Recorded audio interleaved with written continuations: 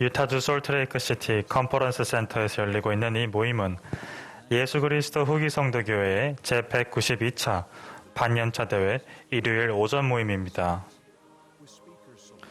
이 모임에서는 교회 지도자 중에서 선정된 연사들이 말씀하게 되며 음악은 템플 스퀘어 태버네클 합창단이 제공합니다.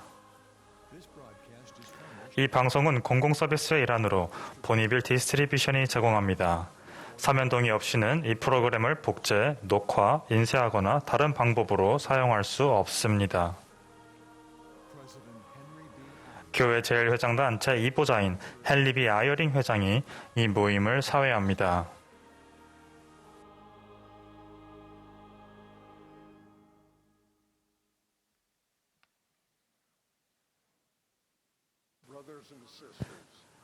형제자매 여러분, 예수 그리스도 후기 성도교회의 제192차 반년차 대회 일요일 오전 모임에 오신 것을 환영합니다.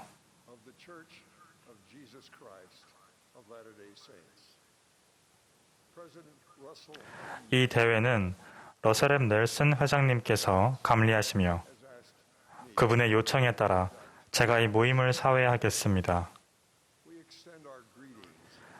전 세계에서 라디오, 텔레비전, 인터넷 또는 위성 중계로 이 대회에 참여하고 계시는 모든 분들께 환영의 인사와 축복을 전합니다.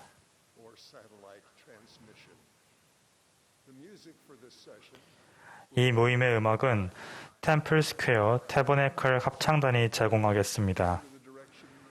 지휘에는 맥 윌버그, 오르간 반주에는 리차드 엘리엇과 브라이언 매티아스가 수고해 주시겠습니다.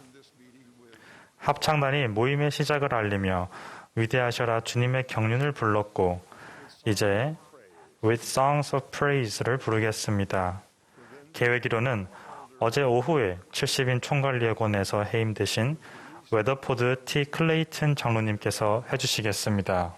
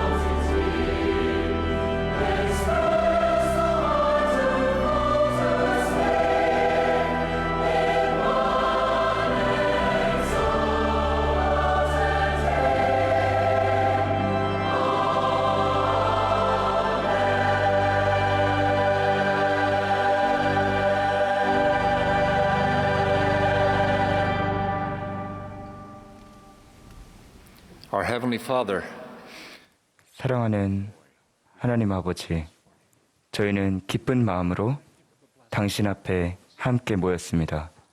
저희가 이 연차대회에 함께 할 수 있음에 감사합니다. 저희는 당신의 거룩한 아들에 대해 감사드립니다. 저희는 살아계신 선지자들, 특히 러셀 넬슨 회장님에 대해 감사하며 그분을 위해 기도합니다. 또한 당신의 왕국의 지도자들을 주심에 감사합니다. 오늘날 저희가 우리 마음을 열어서 하나님의 말씀을 받아들여서 우리 마음에 그 씨앗이 심기고 그것이 영생으로 이어지는 신앙의 나무로 자랄 수 있도록 가꾸게 도와주시옵소서. 예수 그리스도 이름으로 기도합니다. 아멘.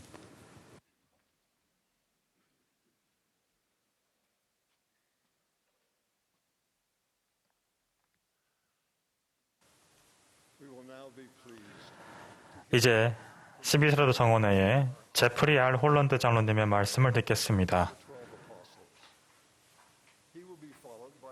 이어서 본부 상호부제 회장단 제1보자이신 제이 아네트 데니스 자매님께서 말씀하시겠고, 자매님의 말씀이 끝나면 합창단이 맘에 햇빛이 있으면을 부르도록 하겠습니다.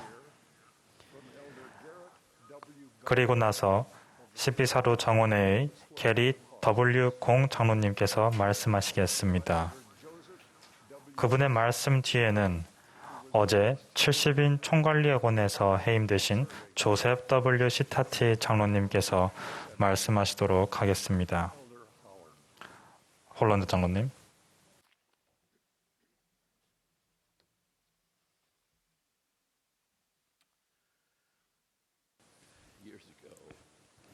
오래전 대학원에서 미국 종교사에 대한 토론을 하고 있었을 때 한 학우가 제게 이런 질문을 했습니다. 후기 성도들은 왜 다른 기독교인들이 신앙의 상징으로 사용하는 십자가를 쓰지 않지? 십자가에 대한 그런 질문이 그리스도에 대한 우리의 헌신을 묻는 질문인 경우가 워낙 많았기에 저는 그 말을 듣자마자 이렇게 대답했습니다. 예수 그리스도 후기 성도 교회는 예수 그리스도의 속죄 희생을 중심적인 사실이자 결정적인 토대, 즉 첫째 되는 교리로 여기며 그리스도의 속죄 희생은 자녀들의 구원을 위한 하나님의 장엄한 계획에 담긴 그분의 사랑을 궁극적으로 표현한 것이라고 말했습니다. 저는 그 속죄 희생에 내재되어 있는 구원의 은혜가 아담과 이브 시대에서부터 세상의 마지막 날에 이르기까지 모든 인류에게 필수적이면서도 보편적으로 주어지는 은사라고 설명했습니다.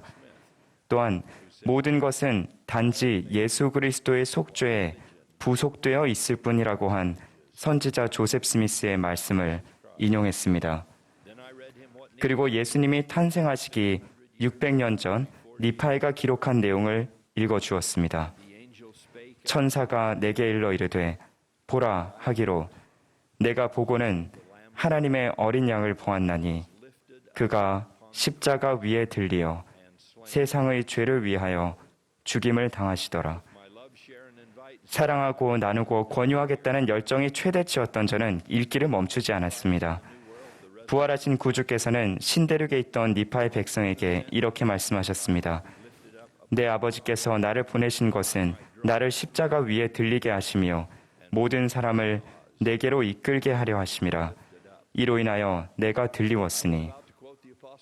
사도 바울의 말씀까지 인용하려던 차에 저는 제 친구가 따분해하기 시작한다는 것을 눈치챘습니다. 친구는 손목시계를 슬쩍 보더니 어딘가로 또 어느 곳이든 가야 한다고 생각하는 것 같다고 가상의 약속을 만들어 급히 달려나갔습니다. 그렇게 우리 대화는 끝이 났습니다. 그로부터 50여 년이 흐른 지금 저는 그때 그 설명을 마저 해야겠다고 결심했습니다. 비록 여러분 한 분 한 분이 모두 갑자기 시계를 보기 시작하신다고 해도 말입니다. 우리가 일반적으로 십자가를 신앙의 상징물로 사용하지 않는 이유를 설명하기에 앞서 저는 십자가를 상징물로 사용하는 분들의 신실한 동기와 헌신적인 삶에 대해 깊은 존경과 경의를 가지고 있음을 분명히 해두고 싶습니다. 우리가 십자가를 상징물로 강조하지 않는 한 가지 이유는 우리 교회가 성경의 가르침에 뿌리를 두고 있음에 기인합니다. 십자가형은 로마 제국의 가장 고통스러운 처형 방식 중 하나였기에 예수님을 따랐던 많은 초기 성도들은 그 잔혹한 고통의 도구를 강조하지 않는 편을 택했습니다. 그리스도의 죽음이 갖는 의미는 분명히 그들의 신앙에서 중심적인 부분이었지만 그로부터 약 300년 동안 그들은 다른 수단을 통해 그들이 가진 복음의 정체성을 전달하고자 했습니다. 4세기와 5세기에 이르러 십자가는 일반적인 기독교의 상징으로 도입되었으나 우리는 일반적인 기독교가 아닙니다. 가톨릭도 개신교도 아닌 우리는 회복된 교회, 즉 신약시대의 교회가 회복된 교회입니다. 그렇기에 우리의 기원과 권세는 공의회, 신조, 종교적 상징물의 시대 이전으로 거슬러 올라갑니다. 이런 의미에서 예수 그리스도의 죽음 이후 오랜 세월이 지난 후에야 통용되었던 상징물을 우리가 사용하지 않는다는 사실은 예수 그리스도 후기 성도 교회가 참된 기독교의 시초가 회복된 것이라는 또 다른 증거입니다. 상징화된 십자가를 사용하지 않는 또 다른 이유는 우리가 그리스도의 희생 고통과 사망뿐만 아니라 영광스러운 부활이라는 그리스도의 사명의 온전한 기적에 중점을 두기 때문입니다. 부활과 사망 간의 관계를 강조하면서 저는 제1회장단과 12사도 정원회가 매주 목요일 솔트레이크 시티에서 성스러운 주간 성전 모임을 할 때 그 배경에 있는 두 개의 작품에 대해 말씀드리겠습니다. 이 두 작품은 그분께서 치르신 대가와 그분께서 거두신 승리를 그분의 종인 우리에게 늘 상기시켜 줍니다.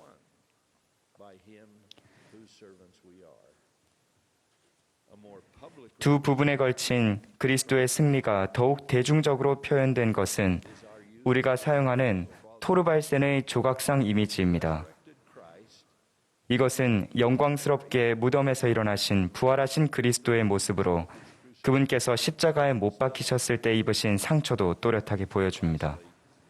그리고 우리는 고든비 힌클 회장님께서 우리 삶이 바로 우리 믿음의 상징이 되어야 합니다 라고 말씀하신 것을 기억하고 있습니다. 이 모두를 생각할 때 저는 십자가와 관련된 모든 경전 구절 중에서 가장 중요할지도 모르는 한 구절이 떠오릅니다. 그 구절은 펜던트나 장신구, 첨탑이나 표지판과는 아무 관련이 없습니다. 그것은 오히려 예수께서 그분의 모든 제자에게 주신 소명 앞에 기독교인들이 바쳐야 할 확고한 고결성 또 강인한 도덕성과 관련이 있습니다. 그분께서는 모든 나라와 시대를 통틀어 우리 모두에게 이렇게 말씀하셨습니다. 누구든지 나를 따라오려거든 자기를 부인하고 자기 십자가를 지고 나를 따를 것이니라. 이 말씀은 우리가 실제로 보는 물리적 십자가라기보다는 우리가 지는 영적인 십자가에 대해 말하고 있습니다. 예수 그리스도를 따르려면 우리는 때때로 자신이나 다른 사람의 짐을 져야 하고 희생이 요구되며 고통이 불가피한 곳으로 가야만 합니다. 진정한 기독교인은 자신이 원하는 일에서만 주님을 따를 수는 없습니다. 그렇지 않습니다. 우리는 어디로든 그분을 따라갑니다. 필요하다면 슬픔과 고난이 가득한 곳으로 가기도 하며 때로는 그곳이 홀로 외로이 서 있을 수도 있습니다. 저는 교회 안팎에서 그만큼 충실하게 그리스도를 따르고 있는 사람들을 알고 있습니다. 저는 중증 신체 장애를 가진 어린이들을 알며 그들을 돌보는 부모들을 압니다. 저는 그들 모두가 때로는 모든 힘을 소진할 정도로 노력하며 다른 방법으로는 결코 얻을 수 없는 힘과 안전과 기쁨의 순간들을 구하는 모습을 봅니다.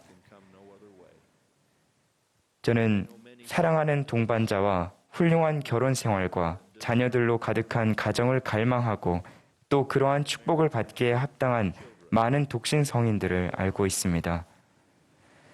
그보다 더 의로운 소망은 없을 테지만 해가 거듭되어도 그러한 행운은 아직 오지 않았습니다. 저는 여러 종류의 정신질환과 싸우며 정서적 안정감이라는 약속의 땅을 애타게 간구하며 도움을 호소하는 이들을 알고 있습니다.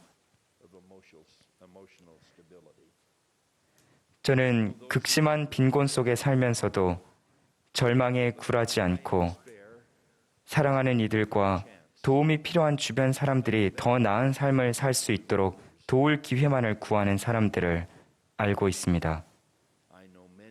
저는 자신의 정체성과 성과 관련된 고통스러운 문제들로 힘겨워하는 많은 사람들을 알고 있습니다. 저는 그들이 내린 결정의 결과가 얼마나 큰 의미가 있을지를 알기에 그들을 위해 또 그들과 함께 눈물을 흘립니다. 이것들은 우리가 삶에서 마주하는 수많은 괴로운 일들의 단지 일부로서 참된 제자의 길에는 반드시 대가가 따른다는 것을 엄숙하게 일깨워 줍니다. 아라우나가 번제에 쓸 숫소와 장작을 대가를 받지 않고 다윗 왕에게 바치려 하자 다윗은 이렇게 말했습니다. 그렇지 아니하다. 내가 값을 주고 내게서 사리라. 값 없이는 내 하나님 여호와께 드리지 아니하리라. 우리 모두도 마찬가지입니다.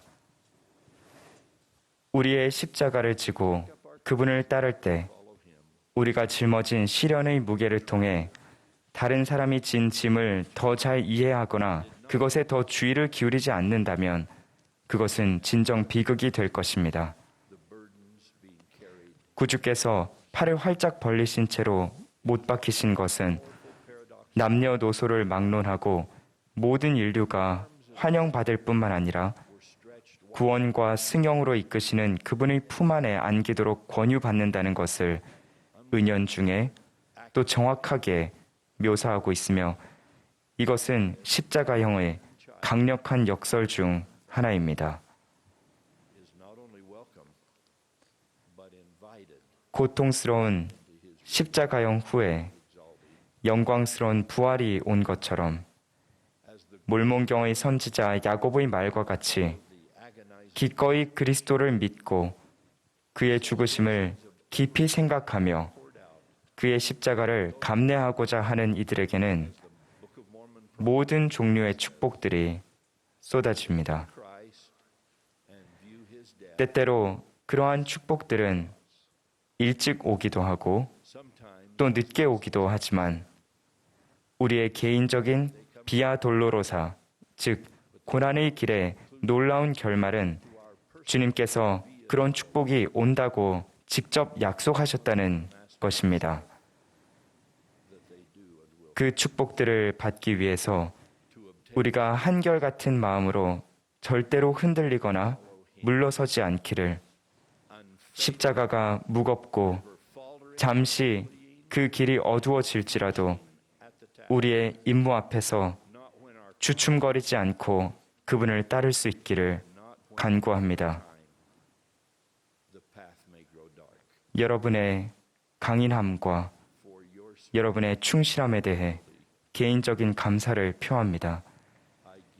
위로 들리우신 그분, 곧 예수 그리스도와 또 그분께서 우리에게 내려주시는 영원한 축복들에 대해서 사도로서 제 간증을 전합니다. 아멘.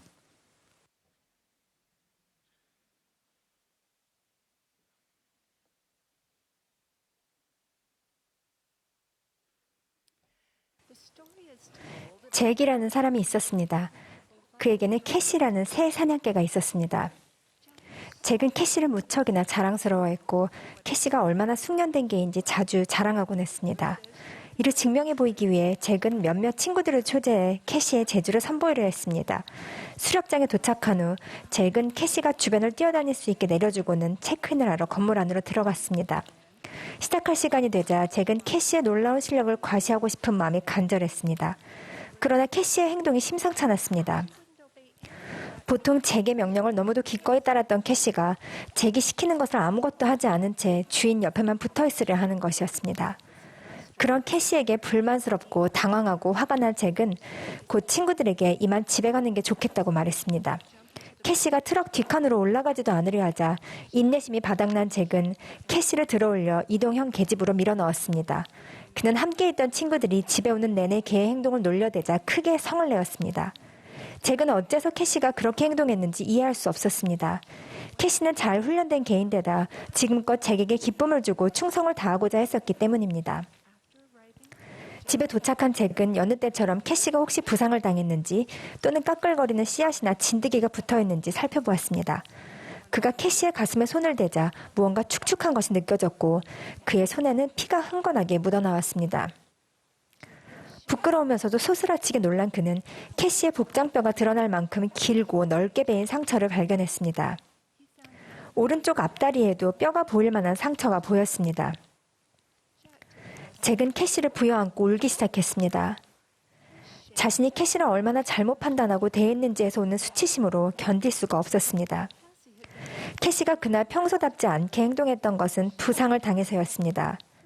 캐시의 행동은 고통과 상처 때문이었던 것이지 결코 잭에게 순종하려는 마음이나 그를 사랑하는 마음이 부족해서가 아니었던 것입니다. 이 이야기를 들은 지는 수년이 지났지만 저는 그것을 잊은 적이 없습니다. 우리 중에 상처를 입은 사람들이 얼마나 많습니까? 우리는 얼마나 자주 다른 사람들의 겉모습과 행동으로 그들을 평가합니까? 우리가 그들을 온전히 이해했다면 우리는 섣부른 판단으로 그들에게 더 큰 짐을 지우는 대신 동정심을 갖고 돕고자 하는 마음으로 그들을 대했을 것입니다. 저는 살아오면서 이런 실수를 여러 번 저질렀지만 주님께서는 인내심 있게 저를 가르쳐 주셨습니다. 개인적인 경험을 통해서 그리고 다른 이들의 경험에 귀 기울임으로써 저는 이런 가르침을 얻었습니다. 저는 다른 사람들에게 사랑으로 성역을 베풀며 많은 시간을 보내신 우리 사랑하는 구주의 모범에 대해 더욱 온전히 감사하게 되었습니다. 제 막내딸은 어렸을 때부터 정서적인 건강 문제를 겪어왔습니다. 딸아이는 더는 삶을 지속하기 힘들 것 같다고 느낄 때가 많이 있었습니다. 저희는 그러한 시기에 곁을 지켜주신 이 세상 천사분들께 영원히 감사드릴 것입니다.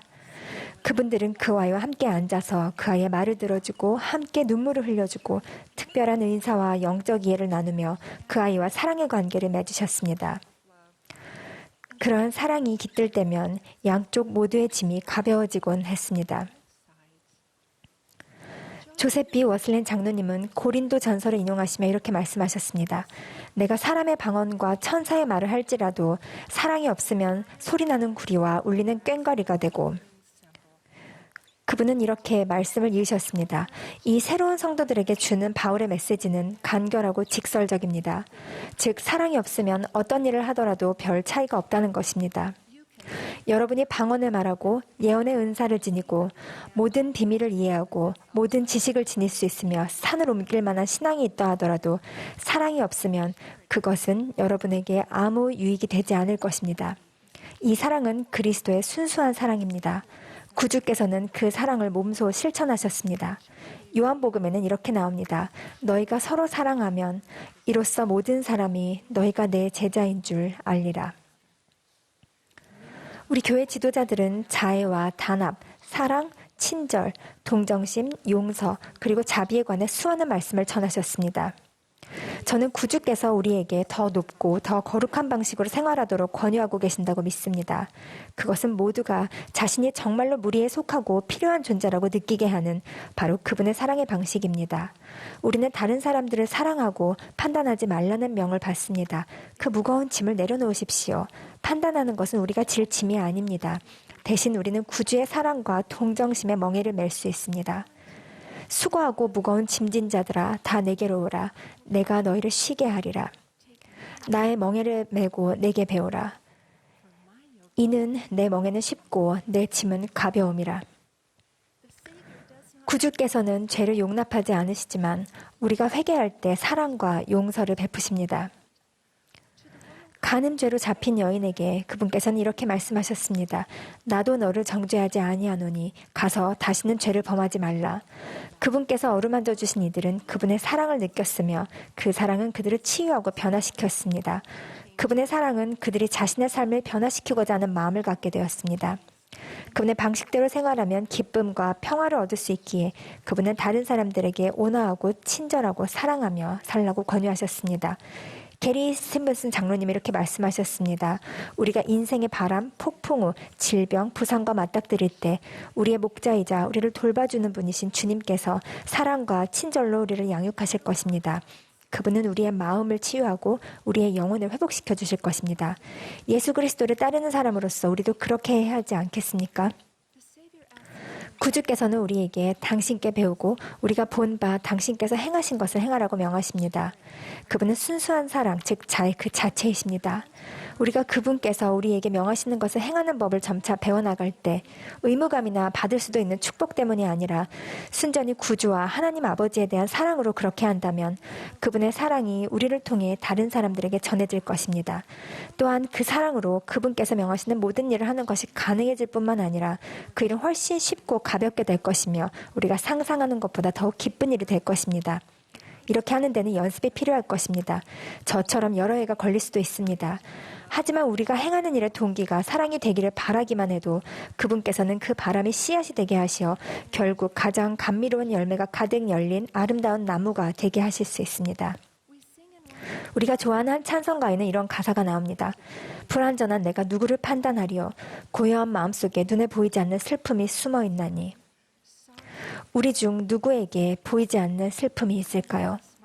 반항적인 어린이 혹은 10대 자녀, 이혼 가정의 자녀, 홀로 자녀를 키우는 한부모, 신체적, 정신적 문제를 겪는 이들, 자신의 신앙을 의심하는 이들, 인종적 또는 문화적 편견으로 어려움을 겪는 이들, 혼자라고 느끼는 이들, 결혼을 간절히 원하는 이들, 원치 않는 중독을 겪는 이들을 비롯해 수많은 사람들이 다양한 삶의 어려움을 겪고 있습니다. 심지어 겉으로 보기에 완벽한 삶을 사는 것 같은 사람들까지도 말입니다. 우리 중 누구도 완벽한 삶을 살거나 완벽한 가족을 가진 사람은 없습니다. 저도 물론 마찬가지입니다. 우리가 어려움과 불완전함을 경험하는 다른 사람들에게 공감하려고 노력할 때 그들은 자신만 그러한 어려움을 겪는 것이 아님을 느끼게 될 것입니다. 모든 사람은 자신이 그리스도의 몸에 진정 속해 있으며 필요한 존재라고 느껴야 합니다. 사탄의 가장 큰 소망은 하나님의 자녀들을 분열시키는 것이며 그는 큰 성공을 거두고 있습니다. 하지만 단합할 때 우리는 큰 힘을 발휘할 수 있습니다. 이 힘겨운 필멸의 여정에서 우리가 서로 팔짱을 끼고 함께해야 하지 않겠습니까? 우리의 선지자이신 러셀 M. 넬슨 회장님은 이렇게 말씀하셨습니다. 국적, 인종, 성적 취향, 성별, 학력, 문화 또는 기타 유의미한 기준으로 다른 사람에게 학대를 가하거나 편견을 갖는 것은 우리의 창조주께 모욕적인 행위입니다. 그러한 부당한 대우로 인해 우리는 그분의 성약의 아들과 딸로서 지닌 잠재력을 발휘하지 못하게 됩니다. 넬슨 회장님은 모두에게 하나님 아버지께 돌아가도록 인도해주는 성약의 길에 들어서서 거기에 남으라고 권유하시는 한편 이러한 권고도 주셨습니다. 친구와 가족이 교회에서 멀어지더라도 계속 그들을 사랑하십시오. 여러분이 충실한 것에 대해 비판받는 것이 마땅하지 않듯이 다른 사람의 선택을 평가하는 것은 여러분이 할 일이 아닙니다. 친구 여러분, 이 지상에 있는 모든 사람이 하나님의 자녀이고 그분께서 그들 한 명 한 명을 사랑하신다는 것을 기억하십시다. 여러분이 매일 마주하는 이들 중에 평가하고 싶은 마음이 드는 사람이 있습니까? 만일 그렇다면 그것은 구주께서 우리를 사랑하신 대로 사랑하는 법을 연습할 수 있는 소중한 기회라는 것을 기억하십시오. 우리가 그분의 모범을 따를 때 우리는 그분과 함께 멍에를 메고 우리 아버지의 모든 자녀들의 사랑과 무리의 속함을 느끼게 할 수 있습니다. 제프리 홀란드 장로님은 이렇게 말씀하셨습니다. 우리가 사랑함은 그가 먼저 우리를 사랑하셨기 때문입니다. 우리가 구주의 사랑으로 가득할 때 그분의 멍에는 참으로 쉽고 그분의 짐은 가볍게 느껴질 것입니다. 예수 그리스도 이름으로 간증드립니다. 아멘.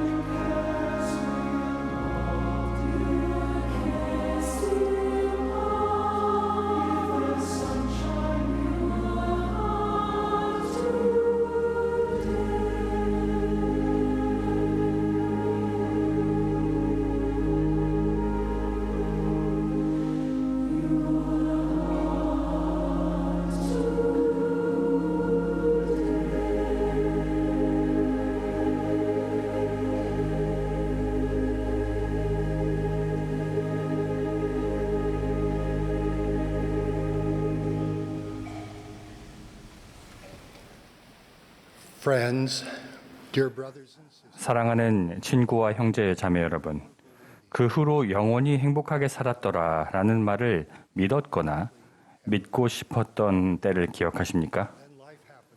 그러나 우리는 나이가 들면서 세상이 우리가 바라는 대로 흘러가지는 않는다는 것을 알게 됩니다. 인간관계는 복잡해지고 거짓과 가식이 난무한 이 세상은 소란하고 혼잡하며 억압적입니다. 그러나 우리는 마음속 깊이 믿고 있거나 믿고 싶은 것이 있습니다. 어딘가에는 영원히 행복하게 살았더라라는 말이 어떻게든 실제하고 가능할 거라는 사실 말입니다. 영원히 행복하게 사는 것은 동화 속 상상이 아닙니다. 사랑하는 이들과 함께 누리는 참되고 영속적인 기쁨과 영원한 시간은 하나님의 행복의 계획에서 정수를 이룹니다. 그분께서 사랑으로 마련하신 그 길은 우리의 영원한 여정을 영원한 행복으로 만들어줄 수 있습니다. 우리는 찬양할 것도 많고 감사할 것도 많습니다. 그러나 어떤 개인이나 가족도 완벽하지는 않습니다. 우리가 맺는 관계에는 사랑, 사교의 즐거움, 개성과 매력만이 아니라 마찰, 상처, 때로는 큰 고통이 수반되기도 합니다. 아담 안에서 모든 사람이 죽은 것 같이 그리스도 안에서 모든 사람이 삶을 얻으리라. 예수 그리스도 안에서 얻는 삶에는 그분께서 우리에게 선사하신 육신의 부활, 즉 불멸이 포함됩니다. 우리가 신앙을 행사하고 순종하며 살 때 이 불멸에 더하여 하나님과 사랑하는 사람들과 함께하는 기쁘고도 풍성한 영생 또한 주어집니다. 주님의 선지자는 놀라운 방식으로 우리를 구주께 더 가까이 이끄십니다. 그 한 예로 우리는 성스러운 성전 의식과 성약을 더 많은 곳에서 더 가깝게 접하고 있습니다. 우리는 현세와 영혼을 통해 새로운 영적 이해를 얻고 사랑, 회개, 그리고 타인과 가족에 대한 용서를 알게 되는 심오한 기회와 은사를 받습니다. 이제 친구들의 허락을 받아 그들이 직접 겪은 흔치 않은 두 가지 성스러운 영적인 경험을 나누려고 합니다. 이는 예수 그리스도께서 세대를 넘어서까지 이어진 갈등을 치유하심으로써 가족들을 단합하고 결속하신 이야기입니다. 우리는 무한하고 영원하며 죽음의 끈보다 더 강한 예수 그리스도의 속죄가 있기에 지난 과거의 평화를 다가올 미래의 희망을 불러올 수 있습니다. 제 친구와 그녀의 남편은 예수 그리스도 후기 성도 교회의 회원이 되면서 가족관계가 죽음이 갈라놓을 때까지만 유지돼야 하는 것은 아니라는 사실을 기쁘게 배웠습니다. 가족은 주님의 집에서 영원히 결속될 수 있습니다. 그러나 그녀는 자신의 아버지에게는 임봉되고 싶지 않았습니다. 아버지는 어머니에게 좋은 남편이 아니셨어요. 저희 자녀들에게도 좋은 아버지는 아니셨지요. 친구가 말했습니다. 아버지는 기다리셔야 할 거예요. 아버지를 위해 성전 사업을 하고 싶지 않고 아버지와 영원히 임봉되고 싶은 마음도 전혀 없어요. 친구는 1년 동안 금식하고 기도하며 자신의 아버지에 관해 주님과 많은 대화를 나눴습니다. 그리고 마침내 준비가 되었습니다. 아버지를 위한 성전 사업이 완료되었던 것입니다. 나중에 친구는 말했습니다. 자는데 꿈에 아버지가 나타나셨어요. 머리부터 발끝까지 흰 옷을 입고 계셨죠. 완전히 다른 분이셨고 아버지가 이렇게 말씀하시더군요. 나를 보렴. 이제 나는 완전히 깨끗하단다. 나를 위해 성전에서 그 일을 해주어 고맙구나. 친구의 아버지는 이렇게 덧붙였습니다. 일어나서 다시 성전으로 가거라. 내 오빠가 침례를 기다리고 있단다. 친구는 말합니다. 제 조상들과 돌아가신 많은 분들이 그들을 위한 성전 사업이 완료되기를 간절히 기다리고 계세요. 저에게 성전은 치유와 배움의 장소이자 예수 그리스도의 속죄를 완전히 이해하는 장소예요. 두 번째 경험입니다. 이것은 열심히 가족 역사를 조사했던 다른 친구의 이야기입니다. 친구는 자신의 증조 할아버지에 관한 정보를 찾고 싶었습니다. 어느 이른 아침 그는 방에 누군가의 영이 함께하고 있다는 느낌이 들었습니다. 그 사람은 누군가가 자신을 찾아 가족으로 인정해 주기를 바랐습니다. 그 사람은 이제는 회개한 어떤 잘못을 깊이 뉘우치고 있었습니다. 그 사람 덕분에 제 친구는 자신이 증조 할아버지로 생각했던 인물이 자신과 생물학적으로 전혀 연결되지 않았음을 알게 되었습니다. 친구는 말했습니다.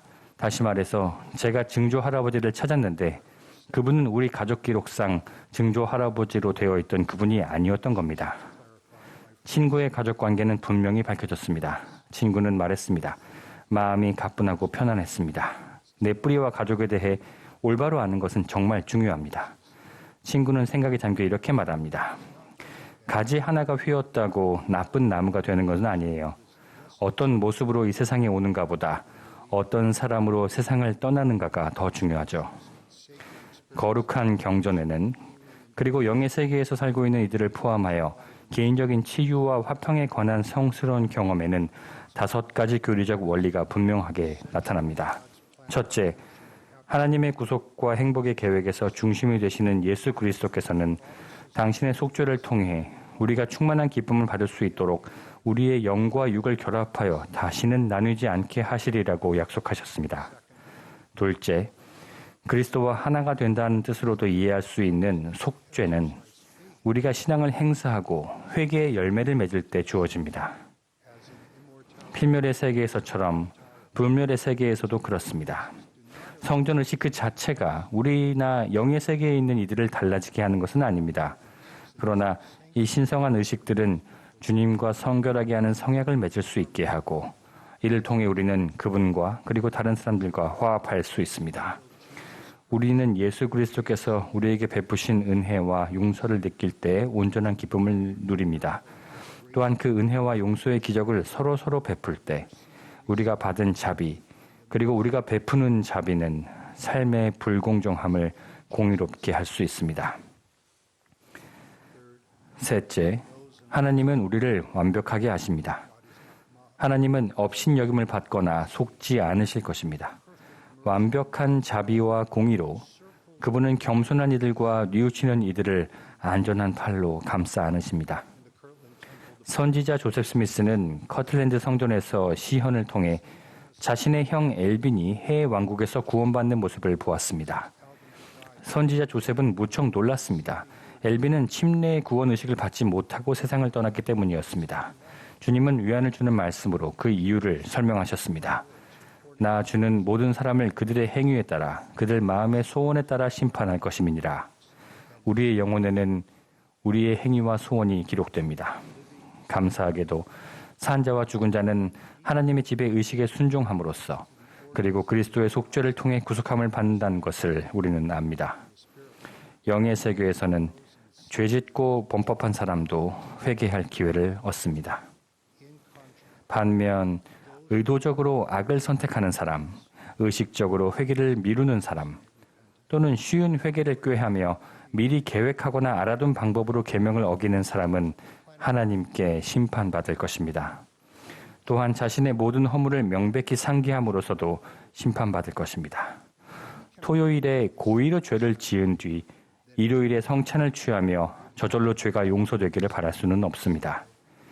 영을 따른다면 선교부 규칙이나 계명에 순종하지 않아도 된다고 말하는 선교사나 회원이 있다면 이 점을 기억하십시오. 선교부 규칙과 계명에 순종할 때 영이 임할 것입니다. 누구도 회개를 미뤄서는 안 됩니다. 회개의 축복은 회개를 시작할 때 시작됩니다.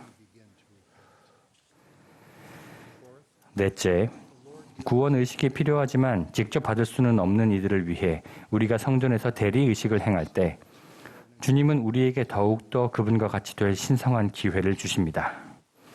더 완전하고 온전한 사람이 되려면 시온산의 구원자가 되어야 합니다. 우리가 다른 사람을 위해 봉사할 때 약속의 성령이 그 의식을 승인하고 의식을 베푸는 이와 받는 이 모두를 성결하게 할 수 있습니다.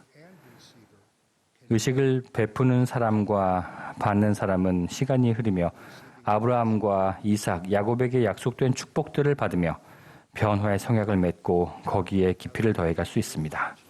마지막으로 다섯째, 황금률에서 가르치듯 우리가 용서받기를 바라는 대로 다른 이들을 용서해야 한다는 가르침은 우리가 필요로 하고 바라는 것을 타인에게 주도록 촉구합니다.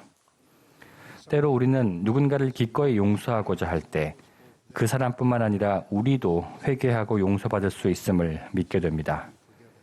회개할 의지와 용서할 능력은 각기 다른 시기에 생기기도 합니다. 우리 구주는 하나님과 우리 사이의 중보자시지만 우리가 그분께 다가갈 때 우리가 우리 자신에게 또한 다른 사람에게 더 가까이 다가가도록 도와주시기도 합니다.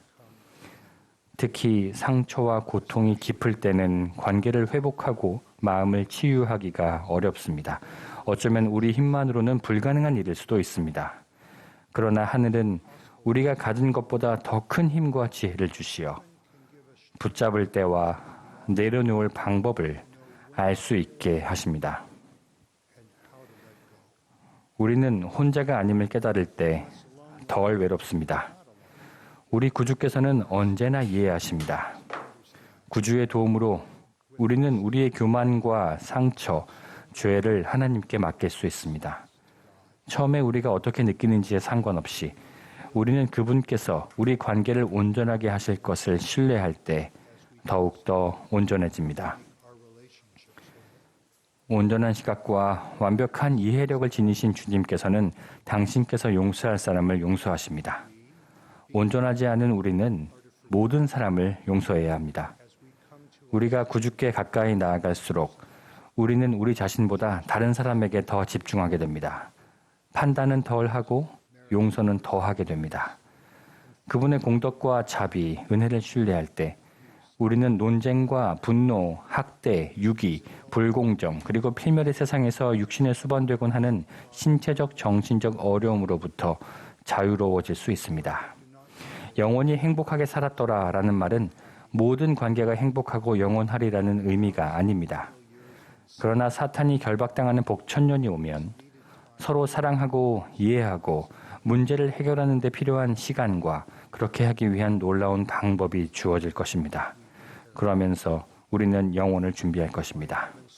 우리는 하늘에서 이루어지는 신성한 교제와 사교의 기쁨을 서로에게서 발견합니다. 하나님의 일과 영광에는 영원한 행복을 가져다 주시는 것이 포함됩니다. 영생과 승영은 하나님과 예수 그리스도를 알고 그리하여 신성한 권능을 통해 그분들이 계신 곳에 우리가 있게 될 것임을 아는 것입니다. 사랑하는 형제자매 여러분, 하늘에 계신 우리 아버지 하나님과 그분의 사랑하는 아들은 살아계십니다. 그분들은 모든 족속과 방언, 모든 가족과 개개인에게 화평과 기쁨과 치유를 주십니다. 주님의 선지자는 그 길을 이끌고 계십니다. 후기에 계시는 계속됩니다. 우리가 온 세대를 아울러 그리스도와 같은 연민, 진리, 자비로 마음을 한데 엮으며 구주의 거룩한 집에서 그분께 더 가까이 나아갈 수 있기를 현세와 영원에 걸쳐 구주께서 우리를 하나님과 서로에게 더 가까이 이끌어 주셔서 영원히 행복하게 살 수 있기를 소망합니다.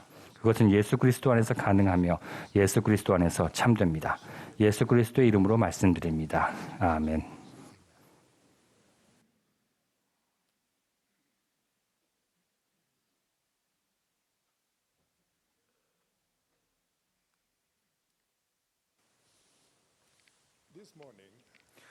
오늘 아침 북미에 있는 제 2명의 자녀와 3명의 손주, 그리고 전 세계 약 절반의 사람들은 동쪽에서 장엄히 떠오르는 태양의 밝은 빛을 보았습니다.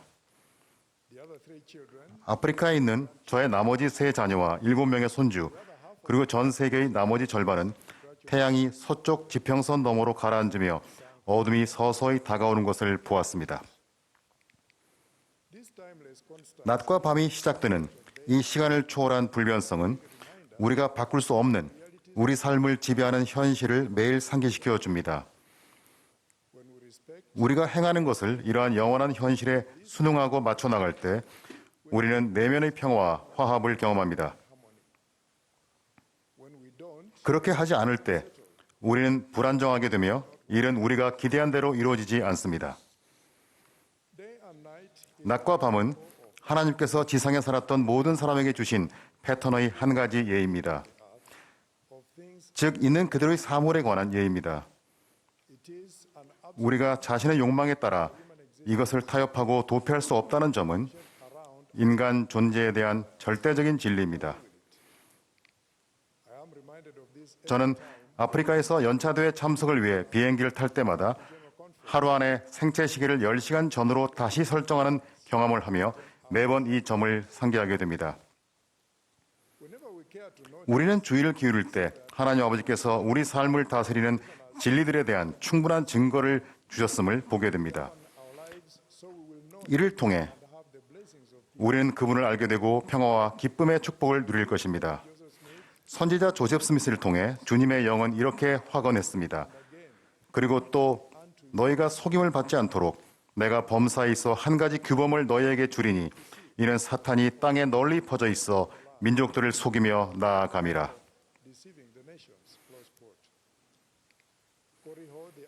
적 그리스도인 코리호는 이러한 속임수에 빠져 하나님께서 존재하심과 구주가 오실 것임을 믿지 않았습니다. 선지자 엘마는 코리호에게 이렇게 증거했습니다. 만물이 하나님이 계심을 나타내나니 참으로 지구와 그 위에 있는 모든 것과 또한 그것의 움직임과 또한 규칙적인 형태로 움직이는 모든 행성도 지구하신 창조자가 계심을 증거하느니라.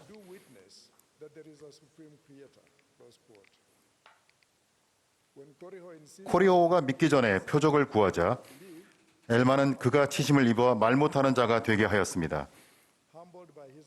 고통으로 겸손해진 코리호는 악마에게 속았음을 스스로 고백했습니다. 우리는 속지 않아도 됩니다. 예지로운 삶의 기적이 끊임없이 우리 눈앞에 펼쳐집니다. 또한 수많은 별과 은하수로 장식된 하늘의 경이로움을 잠깐만 바라보며 숙고해도 영혼에서 우러나오는 믿는 마음으로 다음과 같이 찬양하게 됩니다. 주님의 높고 위대하심을 내 영혼이 찬양하네. 그렇습니다. 우리 하늘 아버지는 살아계시며 다양한 방식으로 항상 우리에게 당신을 나타내십니다. 그러나 하나님을 인정하고 믿으며 계속해서 그분께 충실하기 위해서는 우리 마음이 진리의 영에 열려 있어야 합니다. 엘마는 겸손이 신앙보다 선행한다고 가르쳤습니다. 몰몬은 누구든지 마음이 온유하며 겸손하지 않으면 신앙과 소망을 갖고 하나님의 영을 받아들이는 것이 불가능하다고 이야기했습니다. 베냐민 왕은 세상의 영광을 우선시하는 자는 하나님의 원수라고 선언했습니다. 예수 그리스도께서는 의롭고 거룩하셨지만 모든 의를 이루기 위해 침례를 받으심으로써 하나님 앞에 겸손함이 그분 제자의 기본 자질임을 보이셨습니다. 모든 새로운 제자는 침례 의식을 통해 하나님 앞에 겸손함을 보여야 합니다.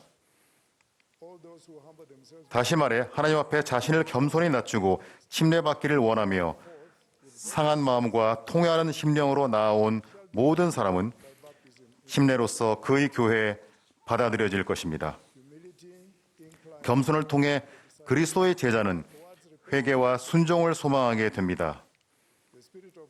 그렇게 되면 하나님의 영이 그 제자의 마음에 진리를 전할 수 있게 되며 그 진리는 받아들여지고 수용될 것입니다.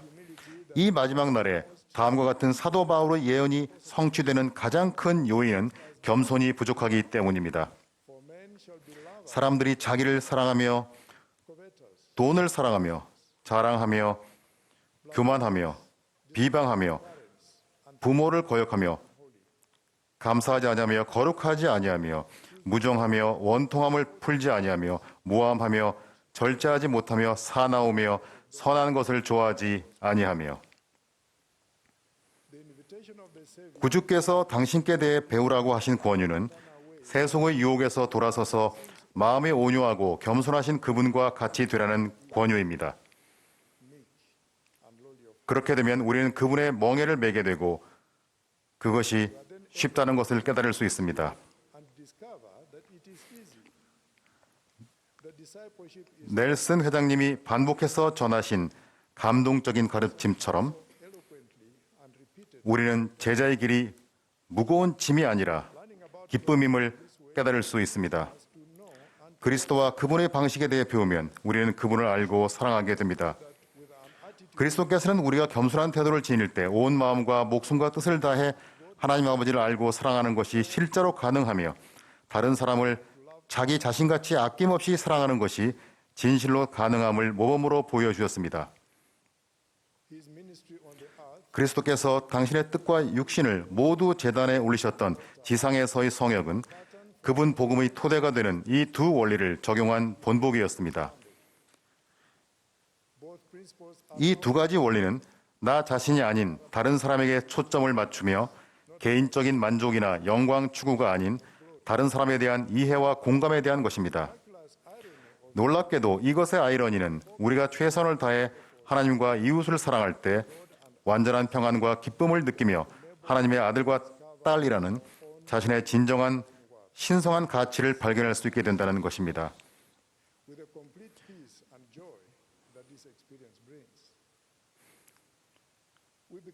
우리는 사랑과 봉사를 통해 하나님 그리고 서로와 하나가 됩니다. 그렇게 될 때 우리는 리하이가 지극히 감미로워 내가 이전에 맛본 그 어느 것보다도 더 감미롭다고 말한 열매, 즉 순수한 사랑에 대한 성신의 증거를 받을 수 있습니다. 주님께서는 하나님 아버지와 우리를 사랑하는 것에 대한 본을 보이시기 위해 그분의 능력 안에서 모든 것을 베풀고 행하심으로써 면류관을 받으셨습니다. 이 면류관은 모든 권능, 바로 아버지께서 가지신 모든 권능인 승령이었습니다. 우리의 영혼 안에 하나님과 이웃을 향한 지속적인 사랑을 가꾸는 기회는 가정에서 시작됩니다. 그것은 가정에서 그분의 독생자 이름으로 하는 개인 및 가족 기도를 통해 매일 하나님과 소통하는 거룩한 습관을 가지고 개인 및 가족 경전 공부 시간에 하나님과 그리스도에 대해 함께 배우며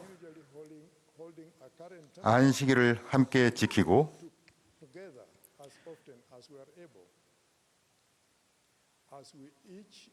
유효한 성전 추천서를 소지하고 가능한 한 자주 사용하는 것으로 시작됩니다.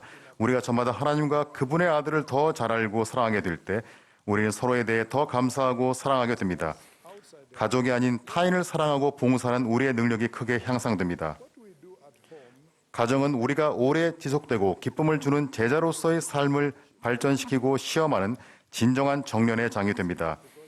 제 아내 글래디스와 저는 가정에서 하나님을 알고 공경하는 법을 배우고 그분의 사랑을 우리 자손들에게 나누는 법을 배움으로써 회복된 복음의 가장 감미로운 축복을 누리고 있습니다. 가정에서 가꾼 하나님에 대한 사랑과 서로를 위한 봉사, 그리고 가정 밖에서 행한 타인을 위한 봉사는 시간이 지나면서 자애의 속성으로 자리 잡게 됩니다. 이는 주님의 살아있는 선지자와 사도들이 우리에게 보여주신 하나님 왕국에서의 성별된 봉사의 패턴을 떠올리게 합니다. 우리는 그분들과 하나가 됩니다. 그렇게 될 때 우리는 그분들을 통해 무슨 생각을 하든지 주님을 바라보게 되어 의심하지 않고 무서워하지 않게 됩니다. 주님의 살아있는 선지자와 사도들처럼 우리는 모든 사람을 향하여 그리고 신앙의 권속에 대하여 사랑이 가슴에 가득하게 되고 쉬지 않고 덕으로 우리 생각을 장식하게 되며 하나님의 면전에서 우리의 확신이 점점 강하여지고 신권의 교리가 하늘에서 내리는 이슬같이 우리의 영혼을 적시는 가운데 앞으로 나아갈 수 있습니다. 주님의 살아있는 선지자와 사도들과 함께 우리도 성별된 봉사로 강화된 신앙의 선순환에 동참할 수 있습니다. 이를 통해 성신은 편하지 않는 우리의 동반자가 될 것이요 우리의 홀은 의와 진리에 불변하는 홀이 되며 우리의 다스림은 영원한 다스림이 되어 강제당하지 아니하고 영원 무궁토록 우리에게로 흘러올 것입니다. 이는 이것이 아버지 계획에 담긴 약속이기 때문입니다.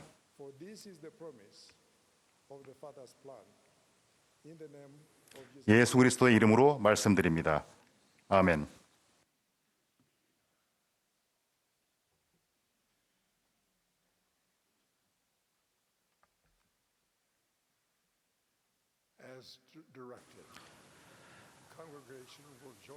이제 합창단과 회중이 함께 우리 인도하실 선지자 주신을 부르겠습니다. 합창이 끝나면 본부 청남 회장으로 봉사하시는 스티븐 제이 런드 회장님께서 말씀하시겠습니다. 이어서 12사로 정원회의 데이비드 A. 베리나 장로님이 말씀하시겠습니다.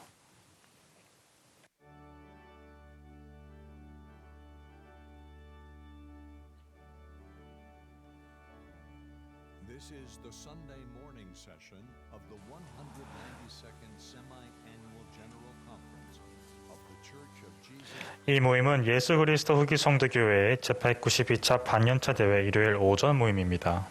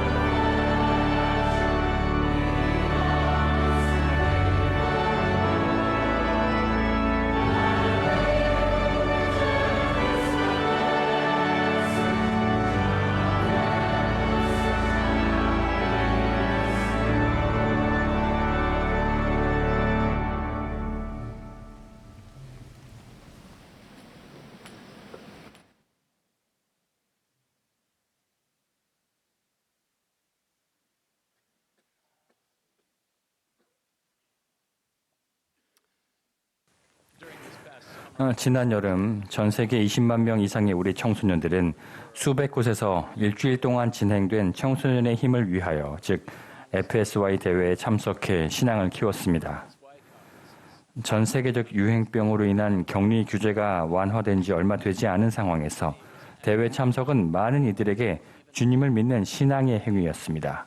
많은 청소년 참가자들은 더 깊은 계심에 이르기까지 그 과정에 완만한 상향 곡선을 그리는 경향이 있는 것 같습니다. 저는 일주일이 끝나갈 즈음 대회는 어땠나요? 라고 물었습니다. 때때로 이렇게 말하는 참가자들이 있습니다. 월요일에는 엄마 때문에 너무 짜증이 났어요. 엄마가 가라고 하셔서 왔거든요. 아는 사람도 없는데 재미있을 것 같지도 않았어요. 친구도 못 사귈 것 같고. 그런데 오늘이 금요일인데 이제는 집에 가고 싶지 않아요. 저는 제 삶에서 영을 느끼고 싶어요. 앞으로도 계속 지난 일주일처럼 생활하고 싶어요. 그들에게는 저마다 그 성장 곡선을 따라 영적 성장과 깊은 계심으로 이어지는 영적 은사로 축복받았다고 느낀 명확한 순간이 있습니다.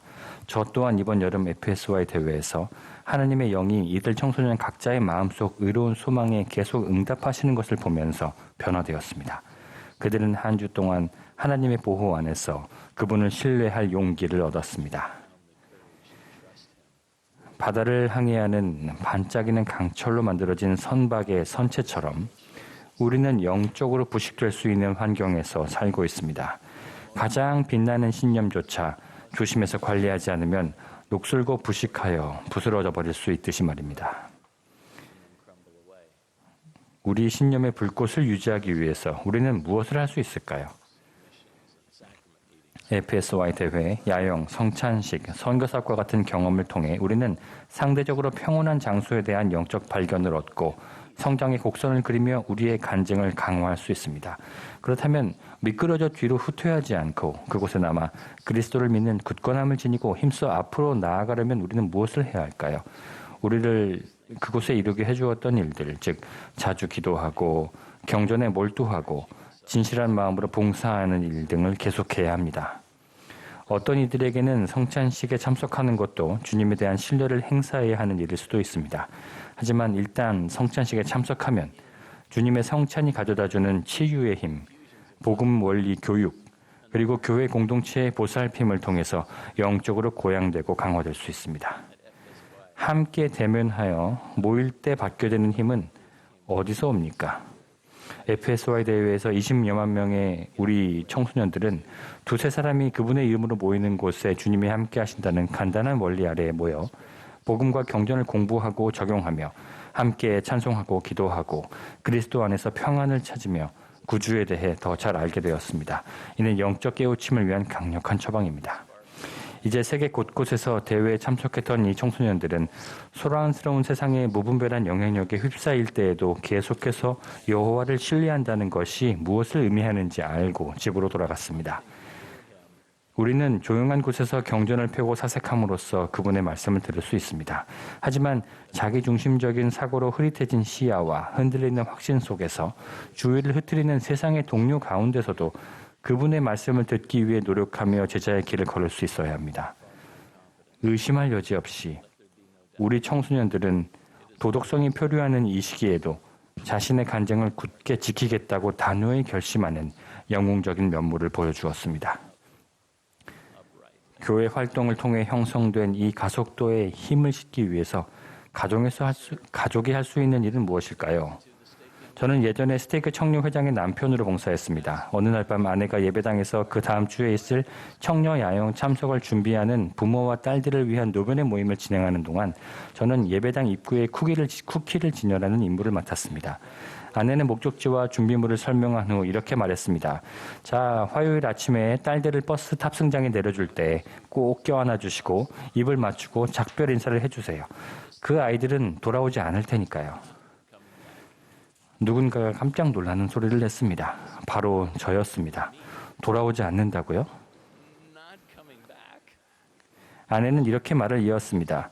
여러분이 화요일 아침에 배웅했던 그 소녀는 세상의 덜 중요한 일들을 뒤로 한 채 함께 주님에 대해 배우고 배우고 그분 안에서 성장하고 그분을 신뢰하며 일주일을 보낼 것입니다. 우리는 함께 기도하고 노래하고 요리하고 봉사하고 함께 간증을 나누며 일주일 내내 하나님 아버지의 영을 느끼게 해줄 일들을 할 것입니다. 그리고 이로써 영이 그들의 뼛속까지 스며들 것입니다.